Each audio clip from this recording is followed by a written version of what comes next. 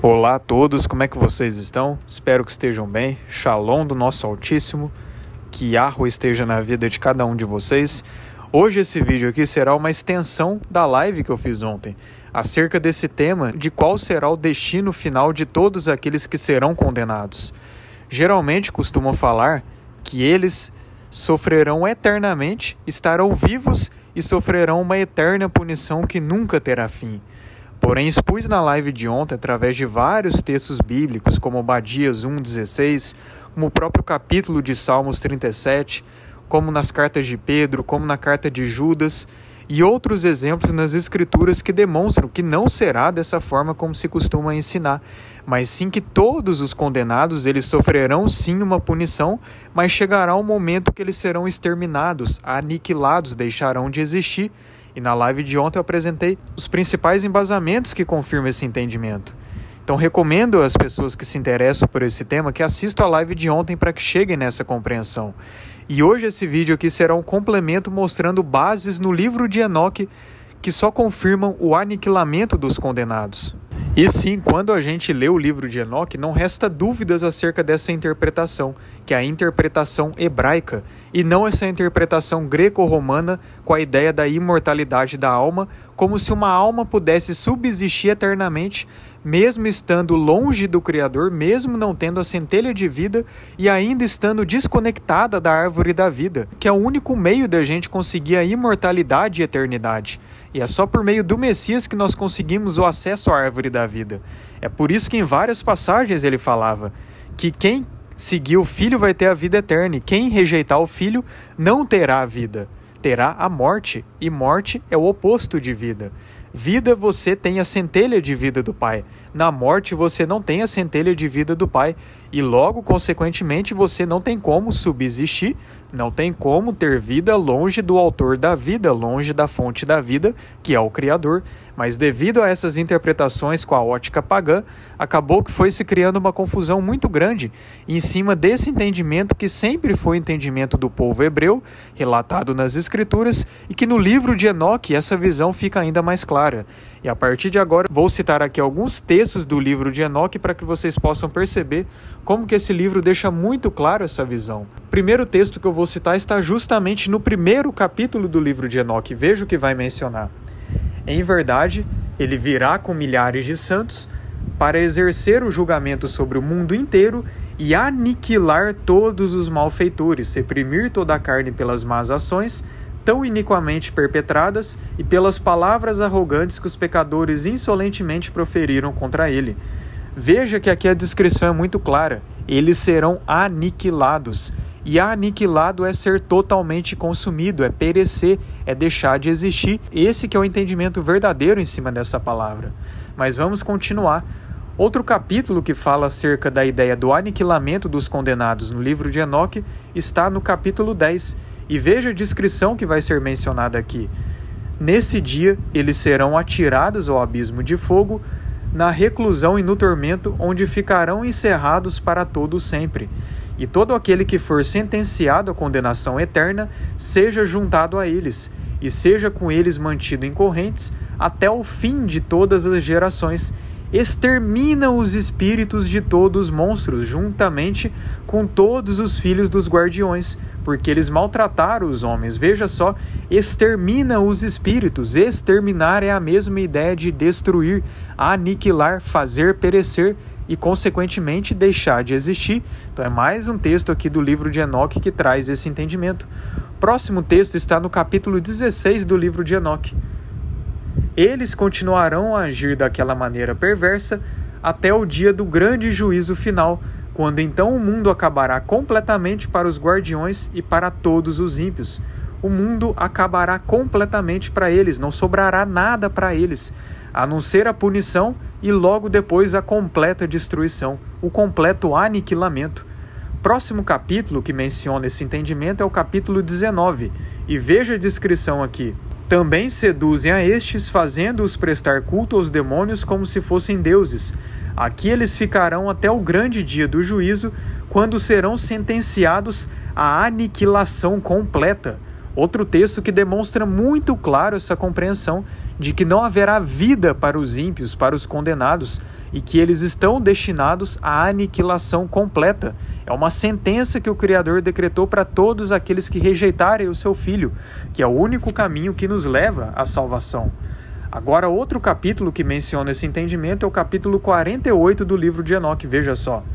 Naqueles dias, os reis da terra e os poderosos que possuem esta terra ficarão com o semblante abatido por causa das obras das suas mãos. No dia da sua angústia e privação não poderão salvar a alma. Eu os entregarei então nas mãos do meu escolhido, eles arderão como palha ao fogo na presença dos justos e submergirão como chumbo na água diante dos santos. E não se encontrará mais sinal deles, não se encontrará mais sinal, porque eles deixarão de existir, ficarão no esquecimento, serão reduzidos a nada, a um mero pó, tanto o corpo como a alma. É por isso que na Bíblia nós temos descrições que tanto o corpo como a alma podem perecer. A alma pode sim morrer. Essa ideia da imortalidade da alma estando desconectada do Criador da árvore da vida é um engano que foi perpetuado depois. Mas continuando, outro texto do livro de Enoque é o capítulo 53. E olha só a menção acerca disso. Mas os pecadores serão aniquilados pelo Senhor dos Espíritos e expulsos de sua terra, e estarão perdidos para sempre. E na continuação, no verso 3, para os reis e poderosos deste mundo, para que sejam aniquilados. Então o justo e eleito fará com que resplandeça de novo a casa da sua comunidade. Doravante ela nunca mais será oprimida, em nome do Senhor dos Espíritos. Mais vezes que é mencionado a palavra de que eles serão aniquilados, eles serão completamente exterminados, não sobrará absolutamente nada deles. No capítulo 54 também vemos esse entendimento.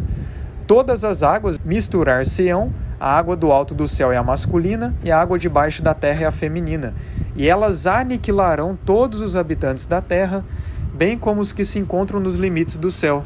E estes, após reconhecerem que praticaram a iniquidade sobre a terra, serão aniquilados por causa dessa mesma iniquidade. Mais uma vez enfatizado o termo de que eles serão aniquilados. Agora veja o capítulo 65 do livro de Enoque. Por causa da sua iniquidade, foi determinada uma sentença definitiva sobre eles, e esta sentença já não pode mais ser sustada pela minha intermediação.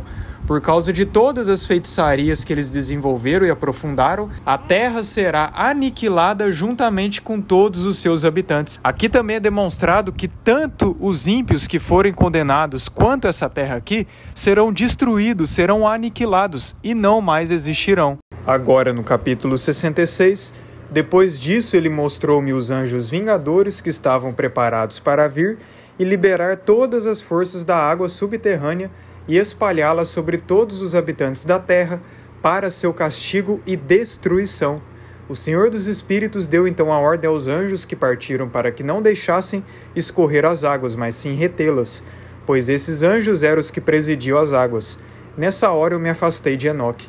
Então veja aqui que o termo citado é destruição, e destruição é o que eu venho falando aqui, traz essa ideia do aniquilamento total daqueles que forem condenados. Agora a gente vai ver aqui no capítulo 91, olha aqui o verso 15.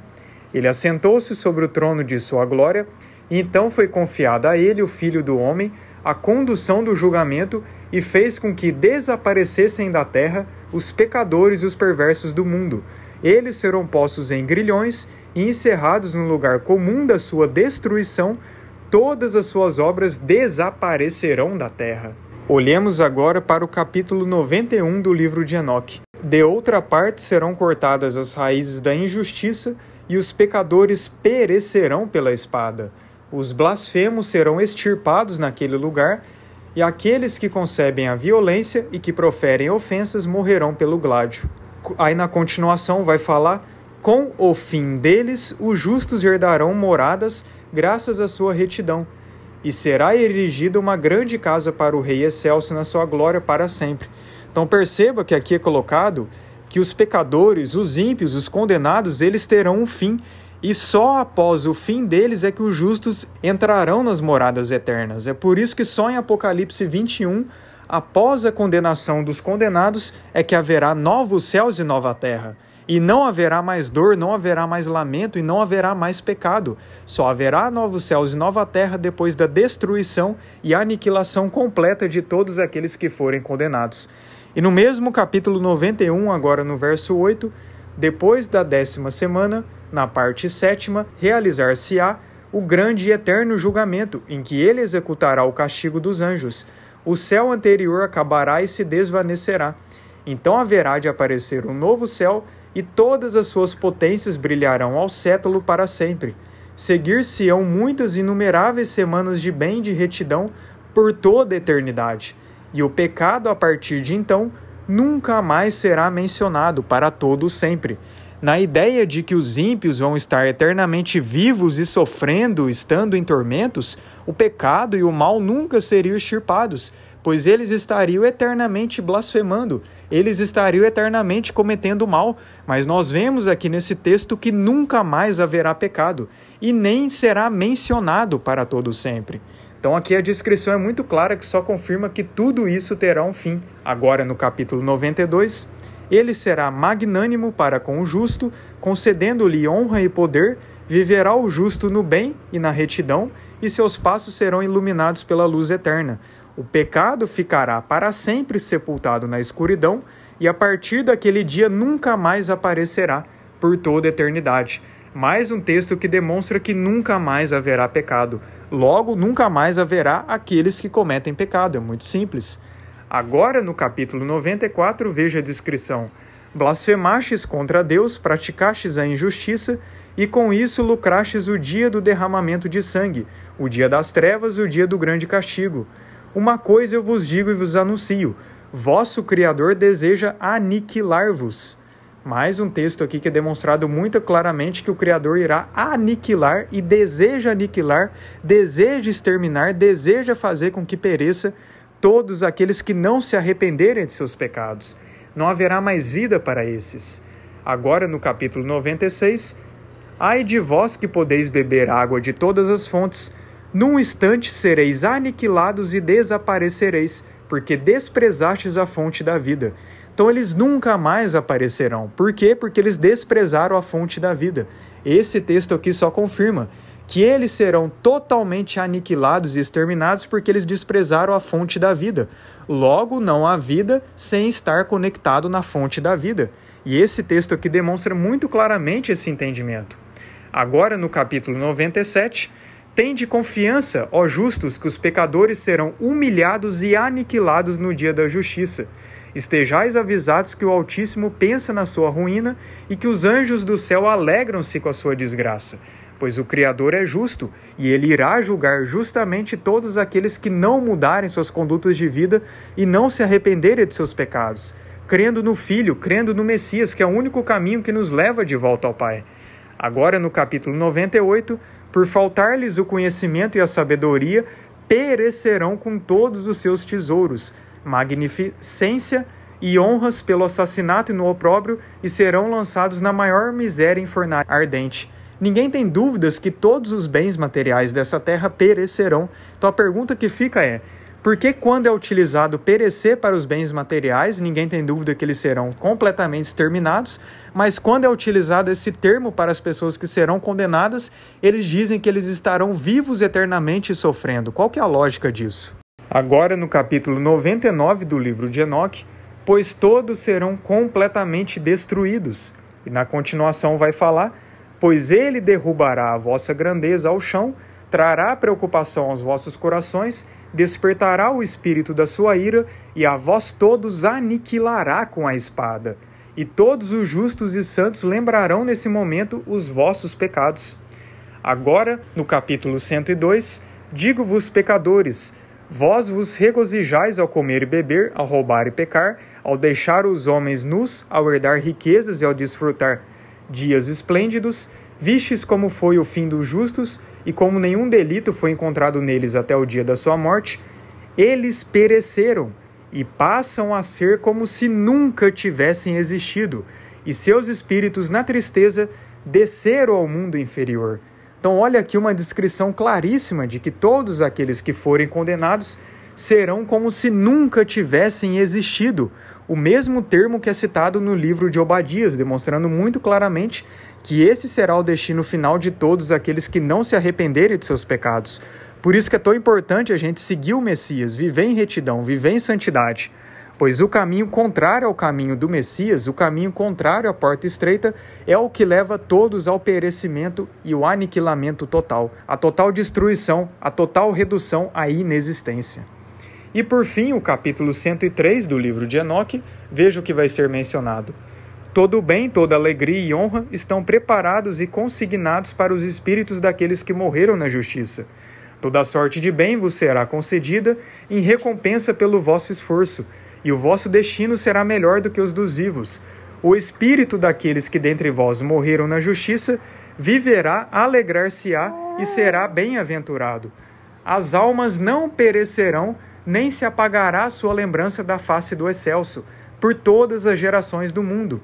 Por isso deixar de vos preocupar com as humilhações sofridas. Então veja que aqui é mencionado que os justos não irão perecer e nem terão apagadas as suas lembranças diante do Criador. Isso só mostra que é o que vai acontecer com os ímpios, já que não irá acontecer com os justos, é mencionado que os ímpios é que terão tal destino, porque era o entendimento do povo hebreu no passado que esse era o destino de todos aqueles que não forem considerados como salvos. Então viu só como que o livro de Enoque é muito claro em cima desse entendimento e que não deixa nenhuma dúvidas? E que essa ideia de tormento eterno ela só foi acrescentada depois com a Igreja Católica, alinhado com a ideia da imortalidade da alma, que, como mencionado na live, é uma doutrina que foi surgir depois com pais da Igreja que se baseavam em filósofos pagãos, como Agostinho, que se baseava muito nos ensinamentos de Platão, e Platão era alguém que acreditava nessa ideia da imortalidade da alma, que era possível uma alma, mesmo que desconectada do Criador, subsistir para todos sempre. Porém, esse entendimento não é bíblico, pois, como mencionado, a alma que for condenada, a alma que estiver distante do Criador e não for conectada à árvore da vida, essa perecerá, essa deixará de existir. E o próprio Messias ele deixava muito claro isso, ao mencionar termos como aqueles que podem fazer perecer tanto a alma como o corpo no lago de fogo, ou simplesmente em dizer que quem rejeitar o Filho não terá a vida, mas terá a morte eterna. A segunda morte é a morte total e definitiva, que será sobre todos aqueles que não se arrependerem. Mas mais detalhes desse entendimento eu deixei na última live do meu canal. Recomendo aos irmãos que se interessarem que assistam para entender melhor esse conceito. E que, acima de tudo, todos nós tenhamos em mente a necessidade de buscar ao Criador, a necessidade do arrependimento, a necessidade de viver em renúncia, santidade e obediência, sempre fazendo a vontade do Pai. Pois todos aqueles que trilharem o caminho da porta larga, que rejeitarem a promessa da salvação através do Filho, através de suas condutas, vivendo no pecado, esses perecerão. Imagina só alguém ser reduzido a mera inexistência, a ser como se nunca tivesse existido e a nunca mais ser lembrado por ninguém que viverá eternamente. Imagina o quão duro e quão triste é essa realidade. Por isso que é tão importante a gente viver em renúncia, por isso que é tão importante a gente confiar no Filho e em todo o plano de redenção que o Pai estabeleceu para a humanidade através do nosso Messias, que é o único caminho que nos leva ao Pai. Mas infelizmente o que nós vemos é que a maioria das pessoas não querem. Elas rejeitam constantemente o Messias, rejeitam constantemente a promessa da salvação e querem continuar vivendo em seus desejos e suas concupiscências e não querem se submeter à vontade do Pai. Mas, como é mencionado nas Escrituras, a porta da salvação é estreita e poucos entram por ela, enquanto que a porta da condenação é larga e muitos entram por ela. Que possamos entrar pela porta estreita, renunciando diariamente à nossa carne, os nossos desejos, para fazer a vontade do Pai, pois a vontade do Pai é boa, agradável e perfeita. E todos esses que perseverarem até o fim na fé, na fidelidade, é esses que herdarão a vida eterna. Enquanto que todos aqueles que rejeitarem, esses serão extinguidos, serão como se nunca tivesse existido, serão reduzidos a nada. É isso, Shalom a todos e que o Eterno os abençoe grandemente.